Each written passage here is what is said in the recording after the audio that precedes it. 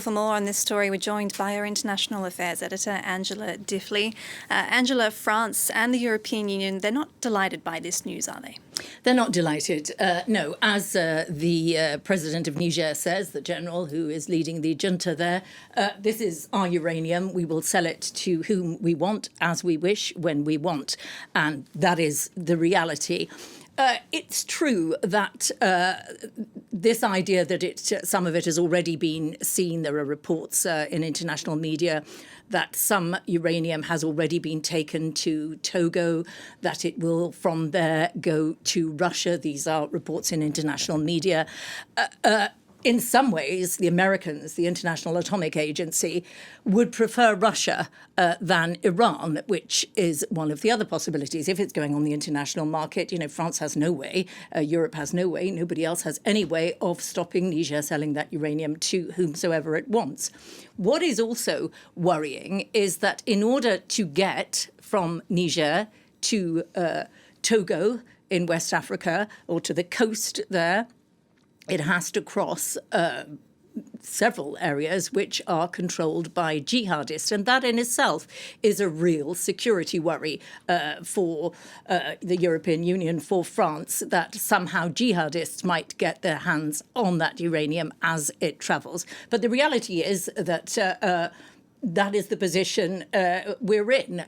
They have chosen to sell it to Russia. Increasingly, as we know, Russia has an important influence in Africa. It is helping many of these former French colonies in their fight against jihadists. Experts don't see their efforts being any more or less successful than the French efforts, but that is what's happening.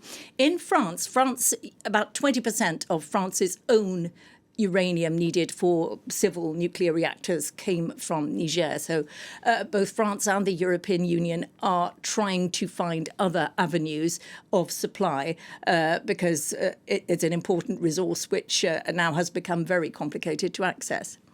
And this is yet more evidence of how French influence, soft power and commercial interests have plummeted in Africa recently, isn't it?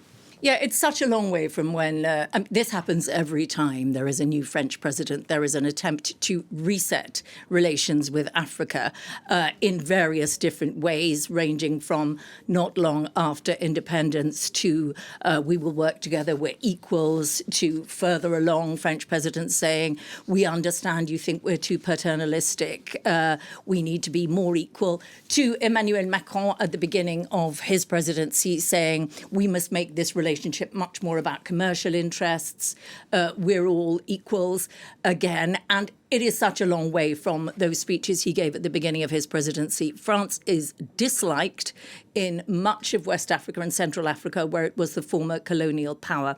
Much of this, it is true, there has been some of it that has been deliberately stirred by Russian propaganda, but there does appear to be a dislike of France in that area for whatever reason. It is very useful for various West African and Central African governments where France was the former colonial power to use France as a scapegoat. That is a classic situation. But for a number of reasons, it is easy to do something that will anger France in all of these countries. We're talking about Burkina Faso, of course, Mali, Niger, all of whom have thrown out the French in recent years. And it's quite unusual amongst colonial powers that France, for very many years, kept military bases in its former colonies, of course, with the acquiescence of those former colonies. By the end of this year, the only one that will remain will be in Djibouti, right over near the Horn of Africa. All of those bases, which were useful to France and useful at different times, different West and Central African leaders asked for them to come in and push back jihadists. That is now over.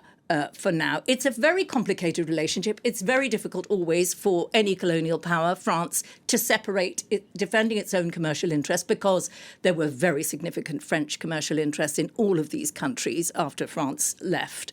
And any opportunity to defend their own French commercial interests, big banks, big oil companies, is going to be attractive to the French government. But they were invited into Niger, to Mali, to push back jihadists. And French soldiers lost their lives in that, several years long operation, particularly to try to push back jihadists. And a lot of French people think, well, French soldiers lost their lives. If you don't want us, that's fine. That's the reality. It's a moving relationship, and there is a bad relationship at the moment between France and many of its former colonies in Africa. All right.